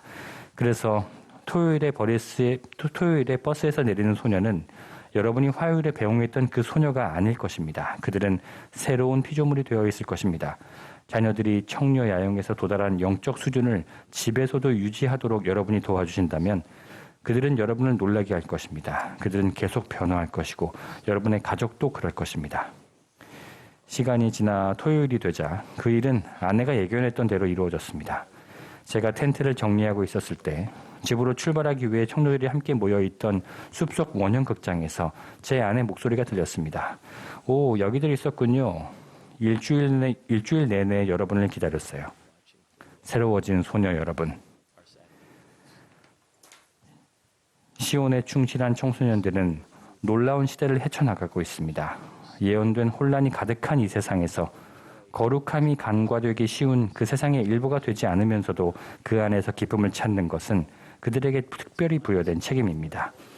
G.K. 체스터턴은 가정이 중심이 되고 교회가 뒷받침하며 나아가는 이 여정을 마치 복이라도 한 것처럼 이렇게 말했습니다. 우리는 우주를 폭풍우가 몰아치는 괴물의 성이라고 느끼는 동시에 저녁이면 돌아갈 수 있는 우리만의 오두막집이라고 느껴야 한다. 감사하게도 우리 청소년들은 혼자가 아닙니다. 그들에게는 서로가 있으며 여러분도 있습니다. 그리고 그들은 살아계신 선지자 러셀 M. 넬슨 회장님을 따릅니다. 그분은 앞을 내다보고 아시는 선견자의 낙관적인 태도로 우리를 인도하시며 이스라엘의 집합이라는 이 시대의 위대한 노력이 장대하고 장엄할 것이라고 선언하십니다. 이번 여름 제 아내 칼린과 저는 암스테르담에서 비행기를 환승했는데 그곳은 제가 오래전에 신임 선교사로 봉사했던 곳입니다. 당시 몇 달간 네덜란드어를 열심히 배운 뒤 비행기를 탔던 저와 제 동반자는 비행기가 착륙할 때 기장이 하는 네덜란드어 기내 방송을 전혀 알아들을 수가 없었습니다. 잠시 침묵이 흐르고 제 동반자가 중얼거렸습니다. 방금 그거 네덜란드어 맞죠? 저희는 서로 흘겨 쳐다보면서 생각했습니다. 큰일 났다. 하지만 희망은 있었습니다. 당시 선교사로서 이 공항에 내려 그 이후로 우리에게 쏟아부어질 기적을 향해 발걸음을 내딛던 우리의 신앙과 믿음을 돌아보며 추억에 빠져 있었을 때 이제 귀환하려 비행기를 기다리는 실제 선교사를 맞닥뜨리고는 현실로 돌아왔습니다. 그는 자신을 소개하며 이렇게 물었습니다. 회장님, 제 신앙을 유지하고 굳건히 남으려면 어떻게 해야 합니까? 이 질문은 청소년들이 FSY 대회, 청소년 야영, 성전 방문 뒤에 집으로 돌아갈 때, 그리고 하늘의 권능을 느낄 때면 항상 그들의 마음에 떠오르는 이런 질문과도 같습니다. 하나님에 대한 사랑을 통해 제가 굳건하게 제자의 길을 남으려면 어떻게 해야 할까요? 선교 사업을 거의 끝마친 이 선교사를 향한 사랑이 제 가슴을 채우는 것을 느꼈습니다. 영이 함께한 그 순간의 고요함 속에서 저는 떨리는 목소리로 이렇게 말했습니다. 그분의 이름을 받들기 위해 꼭 명찰을 달아야 하는 것은 아닙니다. 저는 그 선교사의 어깨에 손을 얹고 이렇게 말하고 싶었습니다. 이렇게 하십시오. 집으로 돌아가서도 지금 이 상태를 유지하십시오. 장로님은 어둠 속에서도 빛이 날 듯 훌륭하게 보입니다. 장로님은 선교 사업을 하시며 자기 단련과 희생을 통해 하나님의 훌륭한 아들이 되었습니다. 이곳에서 정말 강력한 힘을 발휘했던 것들을 집에 가서도 하십시오. 장로님은 기도하는 법과 기도하는 대상 그리고 기도의 언어를 배웠습니다. 구주의 말씀을 연구하고 그분과 같이 되려 노력함으로써 그분을 사랑하게 되었습니다. 장로님은 구주께서 하신 것처럼 하나님 아버지를 사랑했고 다른 이들에게 봉사했으며 계명을 지켰습니다. 그렇게 하지 않았을 때는 회개했습니다. 제자가 된다는 것은 그저 티셔츠에 적힌 문구가 아닙니다. 의도적으로 다른 사람을 위해 살면서 그것은 장로님의 삶 그 자체가 되었습니다. 그러니 귀환에서도 그렇게 행하십시오. 그런 사람이 되십시오. 이 영적인 가속도를 평생 유지하십시오. 저는 우리가 신앙의 불꽃을 유지하고 거기에 연료를 공급할 고결한 습관과 의로운 일상을 발전시킬 때, 그리고 주 예수 그리스도와 그분의 성약의 길을 신뢰함으로써 영적 확신과 평안을 찾을 수 있다는 것을 알고 있습니다. 우리가 이 따뜻한 불가로 더 가까이 가기를, 그리고 어떤 일이 닥치더라도 그곳에 남기를 기원합니다. 예수 그리스도 이름으로 말씀드립니다. 아멘.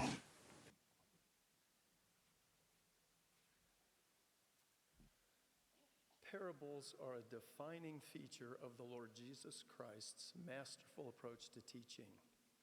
Simply described, the Savior's parables 비유는 위대한 교사이신 주 예수 그리스도께서 가르치시는 방식의 전형적인 특징입니다.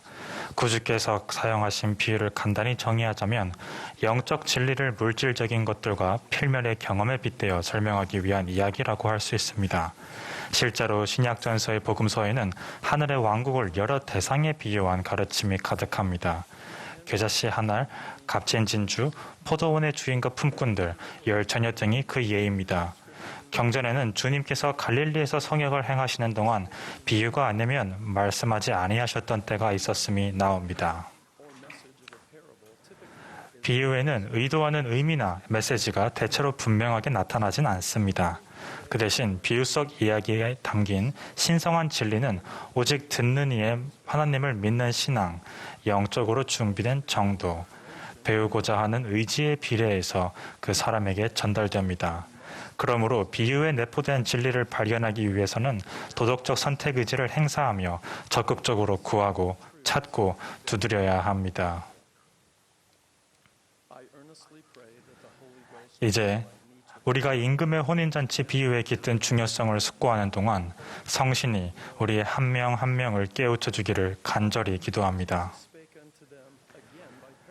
예수께서 다시 비유로 이르시되 천국은 마치 자기 아들을 위하여 혼인잔치를 베푼 어떤 임금과 같으니 그 종들을 보내어 그 청한 사람들을 혼인잔치에 오라 하였더니 오기를 싫어하거늘 다시 다른 종들을 보내며 이르되 청한 사람들에게 이르기를 내가 오찬을 준비하되 나의 소와 살찐 짐승을 잡고 모든 것을 갖추었으니 혼인잔치에 오소서 하라 하였더니 그들이 돌아보지도 않고 한 사람은 자기 밭으로 한 사람은 자기 사업하러 가고. 고대 유대인들의 삶에서 가장 큰 기쁨을 주는 행사 중 하나는 바로 혼인잔치였습니다. 혼인잔치는 1주일에서 2주일까지도 이어지는 행사였습니다. 이런 행사는 아주 많은 것이 계획되어야 했습니다. 손님들에게는 잔칫날에 한참 앞서 소식이 전해졌고 잔치 첫날 한 번 더 긴별이 갔습니다. 임금이 백성을 혼인잔치에 초대하는 일은 본질적으로 명령과 같았습니다. 그러나 이 비유에서는 초대받은 많은 손님이 잔치에 가지 않았습니다. 임금의 잔치 초대를 거절하는 것은 임금의 권위에 대한 고의적인 한 반항이며 통치자와 그의 아들에 대한 개인적인 모독을 나타내 보이는 것입니다. 한 사람은 자기 밭으로 가고 다른 사람은 사업상 이익을 따라갔다는 것은 그들이 우선순위를 잘못 인식하고 임금의 뜻을 완전히 무시했음을 나타냅니다. 비유는 다음과 같이 이어집니다.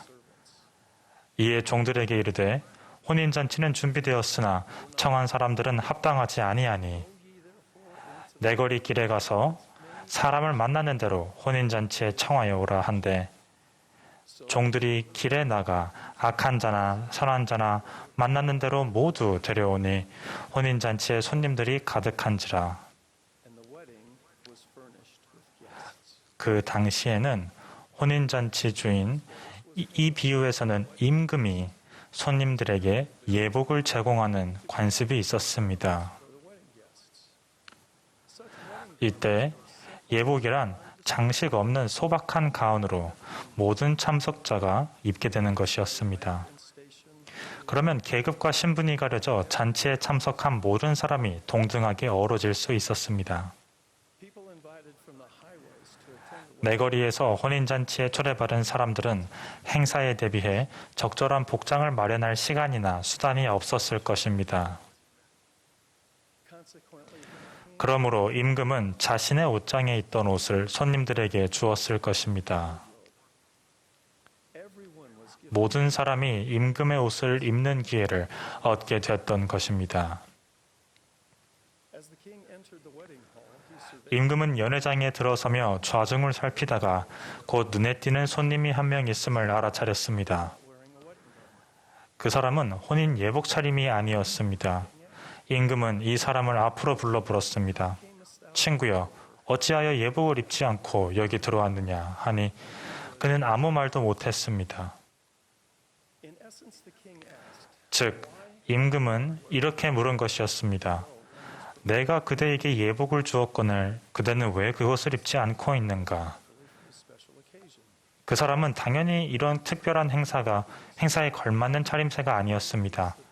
그러므로 그가 아무 말도 못했다는 문구는 그에게 변명할 구실이 없었음을 나타냅니다. 제임스 E. 탈메지 장로님은 이 사람이 이렇게 행동한 의미를 다음과 같은 가르침을 담아 풀이하셨습니다. 의복을 입지 않은 이 손님은 그것을 무시했거나 의도적으로 무례하게 굴었거나 그보다 더 심하게는 모욕을 표현한 것이었음이 문맥에서 분명히 드러난다. 처음에는 왕도 친절하게 배려하며 어떻게 혼인잔치 예복을 입지 않고 들어왔냐고만 물었다. 손님은 자신이 남다른 복장을 하게 되었던 이유를 설명할 수 있었거나 타당한 구실이 있었다면 그것을 이야기했을 것이다. 그러나 기록된 바와 같이 그는 아무 말도 못했다. 임금의 초청은 그의 종들이 발견한 자들에게 모두 아무 대가 없이 전해졌다. 그러나 그들은 모두 문을 통하여 왕정으로 들어와야 했으며 왕을 만날 수 있는 연회장에 들어가기 위해서는 합당한 의복을 입었어야 했다. 그러나 의복을 제대로 갖추지 않은 이 사람은 다른 방법으로 들어왔던 것이다. 즉, 정문을 지키는 신하를 거치지 않았다는 것은 그가 침입자였다는 뜻이다. 기독교 작가인 존 오 리드는 이 사람이 혼인예복을 입지 않으려 임금과 임금의 아들 둘 다에게 노골적인 불경을 보였습니다.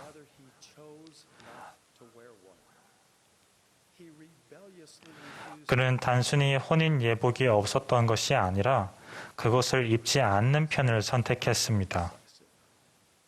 반항적으로 행사에 걸맞은 차림새를 거부한 것이었습니다. 이에 임금은 신속하고 단호하게 처분을 내렸습니다.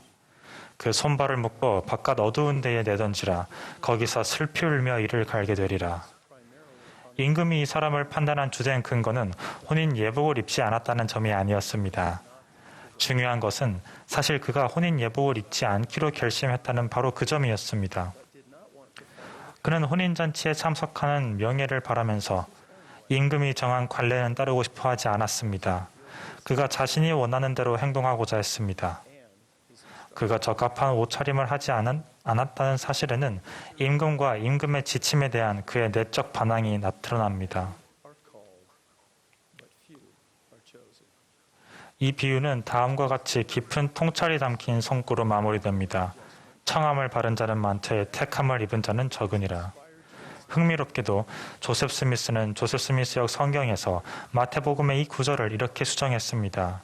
청함을 바른 자는 많되 택함을 입은 자는 적으니라. 그러므로 모두가 혼인 예복을 입는 것은 아님이라. 혼인잔치에 초대받는 것과 잔치에 참여하기를 선택하는 것은 서로 관계는 있지만 다른 일입니다.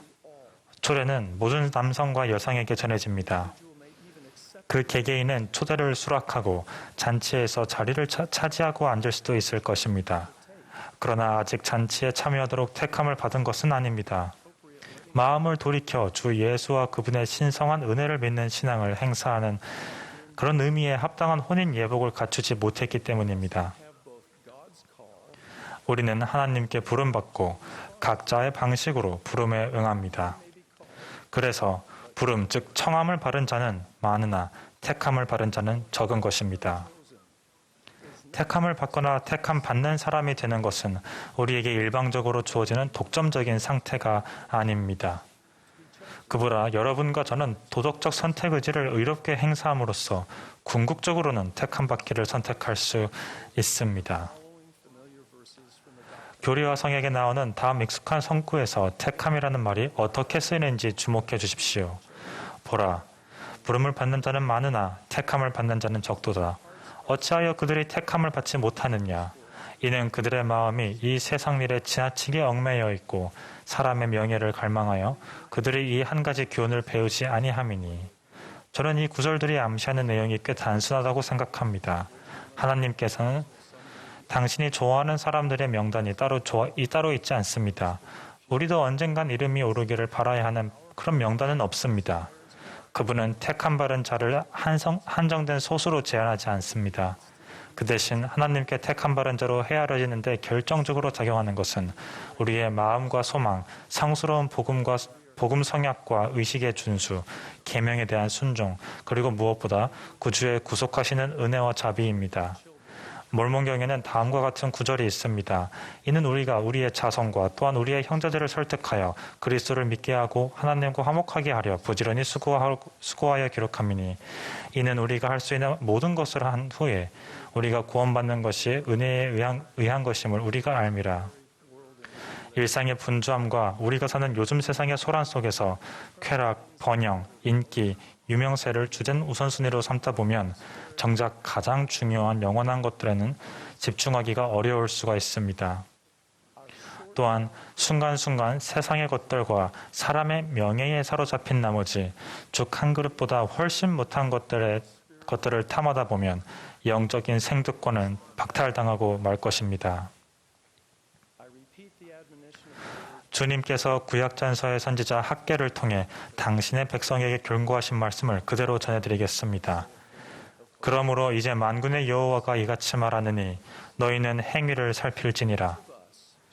우리는 각자 생각하는 현세적 영적 우선순위를 기도하는 마음으로 진지하게 평가해 보아야 합니다. 그리하여 하늘아버지와 구주께서 우리에게 주고자 하시는 풍성한 축복을 가로막는 것들을 파악해야 합니다. 우리가 우리 자신을 있는 그대로 바라볼 수 있도록 성신이 도와줄 것입니다.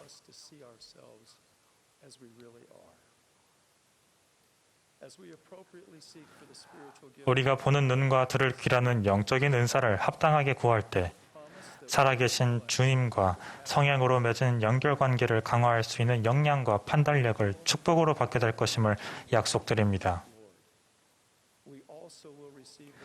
또한 우리는 삶에서 경건의 능력을 얻고 마침내 주님의 잔치에 참여하도록 부름과 택함을 받게 될 것입니다. 시온이여 깰지어다 깰지어다 내 힘을 입을지어다. 무릇 시온은 아름다움과 거룩함이 더해져야 하며 그 경계가 넓어져야 하고 그 스테이크가 강화되어야 하나니, 그러하도다 진실로 내가 너희에게 이르노니 시온은 반드시 일어나 그 아름다운 옷을 입어야 하느니라. 저는 영원하신 아버지 하나님과 그분의 사랑하는 아들 예수 그리스도께서 신성하시고 실체하심을 증거하며 이를 기쁘게 선포합니다. 예수 그리스도가 우리의 구주요 구속주시며 그분이 살아계심을 간증합니다. 아버지와 아들께서 소년 조셉 스미스에게 나타나셨고 그리하여 구주의 복음이 후기에 회복되기 시작했음을 증거합니다. 우리가 저마다 보는 눈과 들을 귀를 구하고 또 축복으로 받게 되기를 우리의 주 예수 그리스도의 성스러운 이름으로 간구합니다. 아멘.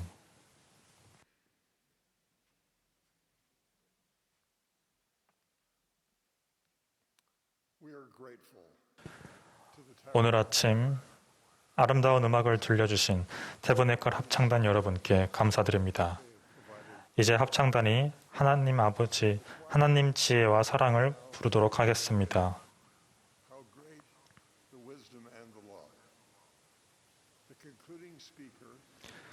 이제 이 모임의 마지막 연사로서 우리의 사랑하는 선지자 러셀 넬슨 회장님께서 말씀하시겠습니다.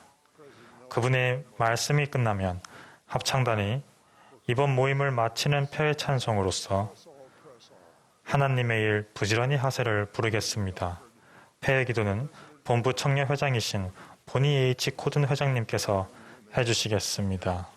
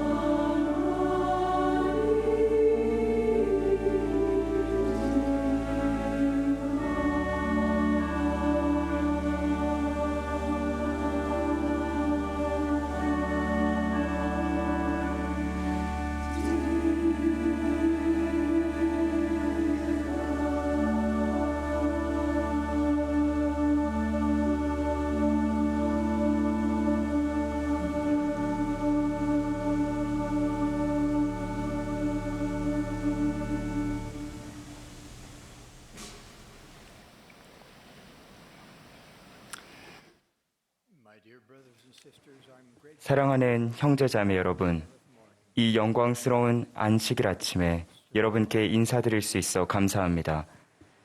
여러분은 항상 제 마음속에 있습니다. 저는 여러분이 도움이 필요한 사람들을 볼 때마다 곧바로 행동에 돌입하는 모습을 보면서 경이로움을 느낍니다. 여러분이 계속해서 보여주시는 신앙과 간증은 놀라울 따름입니다. 저는 여러분의 심적 고통과 실망과 걱정을 보며 함께 눈물을 흘립니다. 여러분을 사랑합니다. 저는 하나님 아버지와 그분의 사랑하는 아들 예수 그리스도께서 여러분을 사랑하심을 분명히 말씀드립니다. 그분들은 여러분의 상황과 선량함, 필요사항, 또 도움을 간구하는 기도에 대해 속속들이 알고 계십니다. 저는 여러분이 그분들의 사랑을 느끼시기를 끊임없이 기도합니다. 그분들의 사랑을 경험하는 것은 반드시 필요합니다. 우리는 매일 쏟아져 나오는 심각한 소식들을 접하며 살기 때문입니다. 여러분은 잠옷 차림으로 몸을 웅크리고 누워서 누군가에게 이 모든 혼란이 끝날 때쯤 깨워달라고 부탁하고 싶었던 때도 있었을 것입니다. 그러나 사랑하는 형제자매 여러분, 멋진 일들이 눈앞에 가득 펼쳐질 것입니다.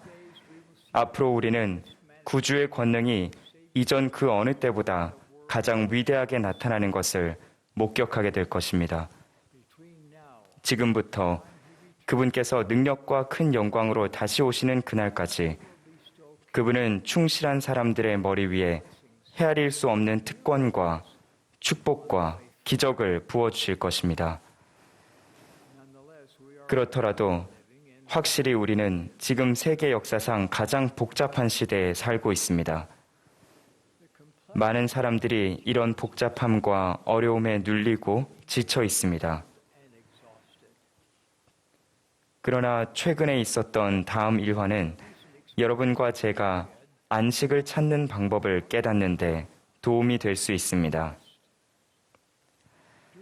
최근에 있었던 워싱턴 DC 성전 일반 공개 기간 동안 일반 공개위원회의 한 일원은 몇몇 저명한 언론인들에게 성전을 안내하던 중 통찰이 깃든 말을 들었습니다.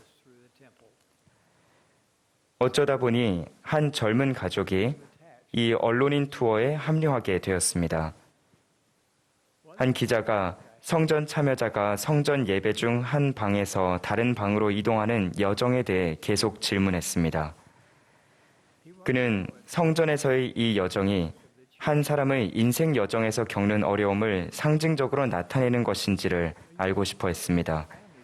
가족 중 한 어린 소년이 그 대화 내용을 들었습니다. 일행이 엔다우먼트실에 들어가자 소년은 사람들이 하나님과 성약을 맺기 위해 무릎을 꿇는 제단을 가리키며 이렇게 말했습니다. 와, 멋지네요. 여기가 사람들이 성전 여정에서 쉬는 곳이군요. 그 말에 얼마나 심오한 의미가 담겨 있는지 그 소년은 알지 못했을 것입니다. 또한 성전에서 하나님과 성약을 맺는 것이 구주께서 주신 다음의 놀라운 약속과 직접적으로 연결된다는 것도 전혀 알지 못했을 것입니다. 수고하고 무거운 짐진 자들아, 다 내게로 오라. 내가 너희를 쉬게 하리라. 나의 멍에를 메고 내게 배우라.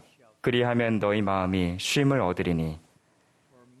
이는 내 멍에는 쉽고 내 짐은 가벼움이라. 사랑하는 형제 자매 여러분, 교회 회원에게 너무 많은 것이 요구된다고 느끼며 교회를 떠나는 분들을 볼 때 저는 비통한 마음이 듭니다. 그분들은 성약을 맺고 지키면 사실상 삶이 더 쉬워진다는 사실을 미처 깨닫지 못한 것입니다. 침례탕과 성전에서 성약을 맺고 그것을 지키는 모든 사람은 예수 그리스도의 권능에 더욱 가까이 다가서게 됩니다. 이 놀라운 진리에 대해 생각해 보시기 바랍니다. 하나님과 성약을 맺음으로써 오는 보상은 하늘의 권능입니다. 그 권능은 우리에게 시련과 유혹과 심적 고통을 더 잘 이겨낼 힘을 줍니다. 이 권능은 우리의 길을 수월하게 해줍니다. 예수 그리스도의 더 높은 율법에 따라 생활하는 사람들은 그분의 더 위대한 권능을 받게 됩니다. 이처럼 성약을 지키는 사람들에게는 그들이 하나님과 맺은 성약의 관계를 통해 오는 특별한 종류의 안식을 얻을 자격이 주어집니다. 구주께서는 겟세마네와 갈보리에서 고통을 겪으시기 전에 사도들에게 이렇게 말씀하셨습니다. 세상에서는 너희가 환난을 당하나 담대하라. 내가 세상을 이겼노라. 그 후에 그분은 나는 너희가 세상을 이기기를 원하노라 라고 말씀하시며 우리가 저마다 그렇게 하기를 간청하셨습니다. 사랑하는 형제 자매 여러분, 오늘 여러분께 드리는 메시지는 예수 그리스도께서 타락한 이 세상을 이기셨고 우리 한 명 한 명을 위해 속죄하셨으므로 여러분도 이 죄로 가득하고 자기 중심적이며 고단한 세상을 이길 수 있다는 것입니다. 구주께서 당신의 무한한 속죄로 우리 개개인을 연약함과 잘못과 죄에서 구속하셨기에 또 그분께서 여러분이 겪었던 모든 고통과 염려와 짐을 몸소 경험하셨기에 여러분이 진정으로 회개하고 그분의 도움을 구한다면 지금의 이 위태로운 세상을 극복해낼 수 있습니다. 여러분은 오만과 교만, 분노, 부도덕, 증오, 탐욕, 시기 및 두려움을 비롯하여 영적, 정서적 고갈을 일으키는 이 세상의 역병들을 이겨낼 수 있습니다. 여러분은 혼란과 왜곡이 소용돌이치는 이 세상에서 가장 골치 아픈 문제들에 둘러싸일지라도 진정한 안식, 즉 쉼과 평안을 얻을 수 있습니다. 이 중요한 진리는 다음 세 가지 근본적인 질문을 떠오르게 합니다. 첫째, 세상을 이긴다는 것의 의미는 무엇입니까?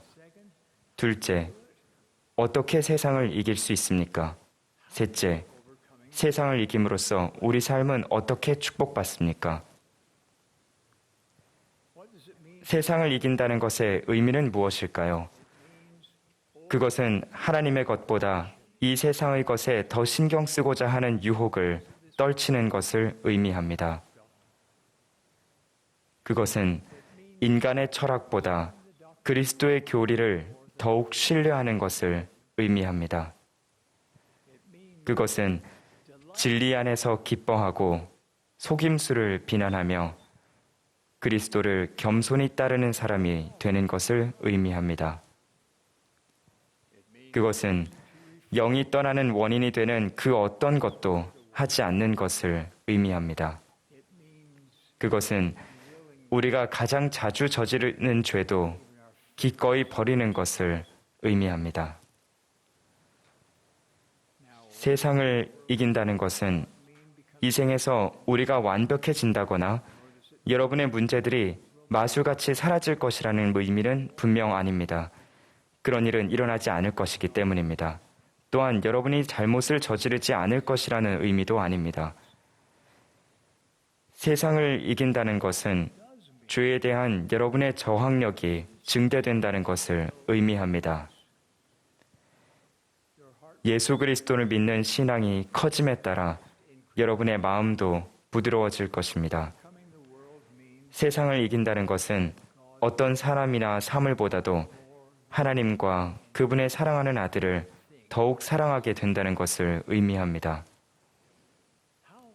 그렇다면 우리는 어떻게 세상을 이길 수 있을까요? 베냐민 왕은 그 방법을 알려주었습니다. 그는 이렇게 가르쳤습니다. 성령의 이끄심을 따르며 육에 속한 사람을 벗어버리고 주 그리스도의 속죄를 통하여 성도가 되지 아니하는 한 육에 속한 사람은 하나님의 적이라 영원 무궁토록 그러할 것임이니라. 여러분이 영의 인도를 구하고 따를 때마다 또 육에 속한 사람이라면 하지 않을 법한 선한 일을 할 때마다 여러분은 세상을 이기고 있는 것입니다. 세상을 이긴다는 것은 하루 이틀 안에 일어나는 일회성 사건이 아닙니다. 그것은 그리스도의 교리를 거듭해서 받아들이면서 평생에 걸쳐 해나가는 과정입니다. 우리는 매일 회개하고 우리에게 권능을 부여하는 성약을 지킴으로써 예수 그리스도를 믿는 신앙을 키웁니다.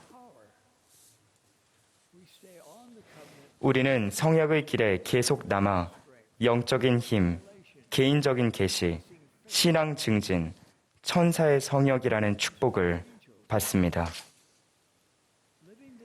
그리스도의 교리대로 생활할 때 가장 강력한 선순환이 이루어지면서 우리 삶에서 영적인 가속력을 만들 수 있습니다.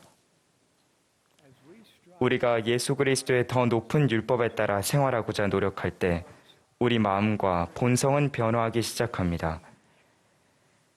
구주께서는 우리에게 더 큰 자애와 겸손, 관대함, 친절, 자제력, 평안, 그리고 안식을 축복으로 주심으로써 우리가 타락한 이 세상의 영향력을 극복하도록 끌어올려 주십니다.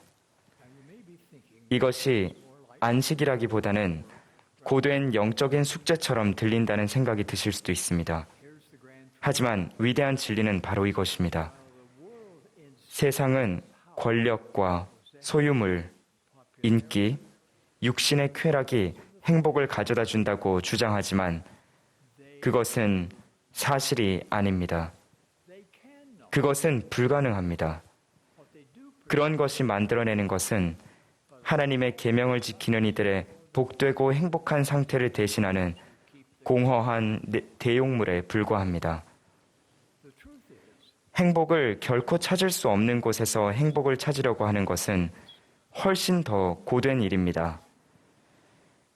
그러나 여러분이 예수 그리스도와 함께 멍에를 메고 이 세상을 이기는 데 필요한 영적인 일을 할 때 그분은 그리고 그분만이 권능으로 여러분이 이 세상의 영향력을 극복하도록 끌어올려 주실 수 있습니다.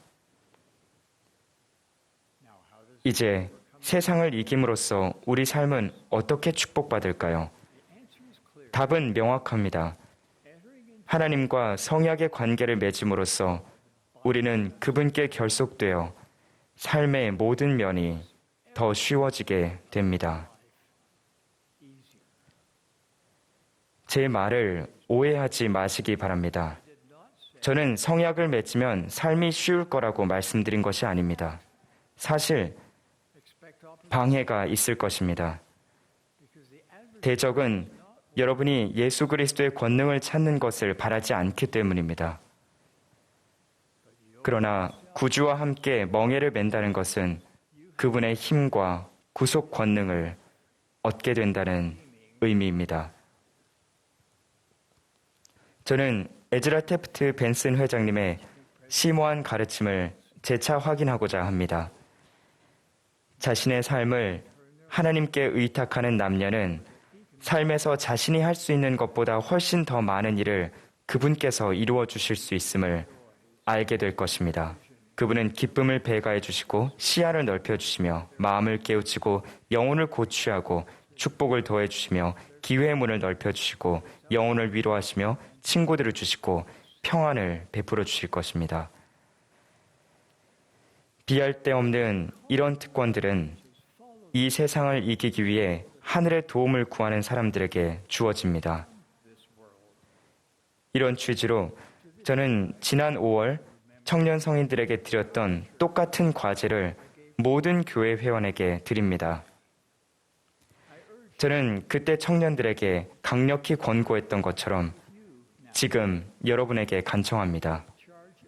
예수 그리스도와 그분의 복음에 대한 자신의 간증을 책임지십시오. 간증을 얻기 위해 노력하십시오. 간증을 양육하여 자라게 하십시오. 간증의 진리를 공급하십시오. 믿지 않는 사람들의 그릇된 철학으로 그것을 더럽히지 마십시오. 예수 그리스도에 대한 간증을 계속해서 강화하는 것을 삶에서 최우선순위가 되게 하며 여러분의 삶에 기적이 일어나기를 기다리십시오. 오늘 아침 여러분께 드리는 간청은 하나님과 맺은 성약을 통해 세상을 이김으로써 이 세상의 격렬함과 불확실함과 괴로움으로부터 쉼을 얻으시라는 것입니다.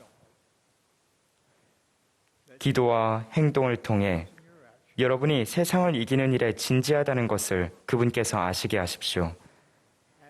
여러분의 마음을 밝혀주시고 여러분에게 필요한 도움을 보내주시기를 그분께 간구하십시오. 매일 여러분이 기도할 때 드는 생각들을 기록하고 부지런히 그것을 이행하십시오. 성전에서 더 많은 시간을 보내고 성전은 이 타락한 세상을 어떻게 극복하라고 가르치는지 이해하고자 노력하십시오. 전에 말씀드렸던 것처럼 이스라엘의 집합은 오늘날 지구상에서 일어나는 가장 중요한 일입니다. 이 집합의 한 가지 결정적인 요소는 주님께서 다시 오실 때 그분을 받아들일 수 있는 능력과 준비와 자격을 갖춘 사람들, 또 타락한 이 세상보다 예수 그리스도를 이미 택한 사람들, 예수 그리스도의 더 높고 더 거룩한 율법에 따라 살 수 있는 자신의 선택 의지를 기뻐하는 사람들을 준비시키는 것입니다. 사랑하는 형제 자매 여러분, 저는 여러분께 이런 의로운 사람들이 되시기를 강력히 권고합니다. 다른 모든 약속 중에서도 여러분의 성약을 가장 소중히 여기고 지키시기 바랍니다. 여러분의 삶에서 하나님이 승리하시게 할 때 더 큰 평안과 확신과 기쁨, 그리고 쉼을 얻으실 것임을 약속드립니다. 제게 부여된 거룩한 사도 직분의 권능으로 저는 이 세상을 이기고자 하는 여러분의 여정을 축복합니다. 저는 여러분이 예수 그리스도를 믿는 신앙을 키우고 그분의 권능에 의지하는 방법을 더 잘 배우도록 축복합니다. 여러분이 진리와 오류를 분별할 수 있도록 축복합니다. 여러분이 세상의 것보다 하나님의 것에 더 마음을 쓰도록 축복합니다. 여러분이 주변 사람들의 필요를 살피고 사랑하는 이들을 강화할 수 있도록 축복합니다. 예수 그리스도께서 이 세상을 이기셨기에 여러분도 그렇게 할 수 있습니다. 예수 그리스도의 성스러운 이름으로 간증드립니다. 아멘.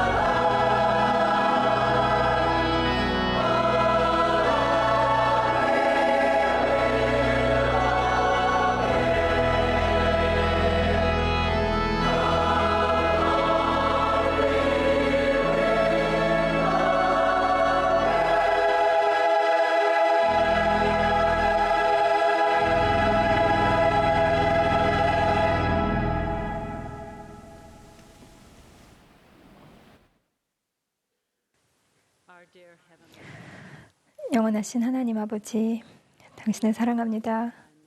당신의 아들을 사랑하며 저의 영혼을 울렸던 그 음악에 참으로 감사드립니다. 오늘 들었던 모든 말씀에 감사드립니다. 영적 속삭임에 감사드립니다. 저희가 듣고 또 보고 또 이해할 수 있는 마음을 가질 수 있도록 축복하여 주시옵소서. 하나님 아버지, 선지자를 주심에 감사드립니다. 살아계신 선지자를 주심에 감사드립니다. 그분의 메시지를 들을 수 있어 기쁩니다. 저희가 세상을 극복하고 또 주 예수 그리스도를 따를 수 있도록 축복하여 주시옵소서. 저희에게 주어진 메시지를 이해할 수 있는 그러한 힘을 주시옵소서. 당신의 아들 예수 그리스도를 사랑하며 또 그분의 생애에 감사드립니다. 이 모든 말씀 예수 그리스도 이름으로 기도드립니다. 아멘.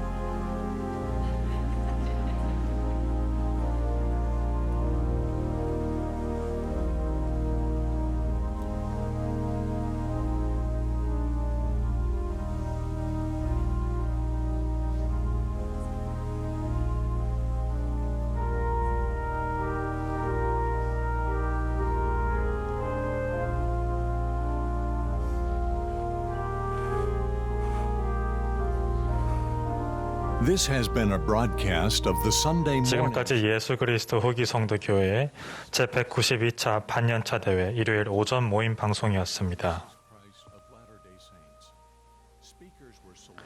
연사는 교회 지도자 중에서 선정되었으며 음악은 템플 스퀘어 태버네컬 합창단이 제공했습니다. 이 방송은 공공 서비스의 일환으로 보니빌 디스트리뷰션이 제공했습니다. 서면 동의 없이는 이 프로그램을 복제, 녹화, 인쇄하거나 다른 방법으로 사용할 수 없습니다.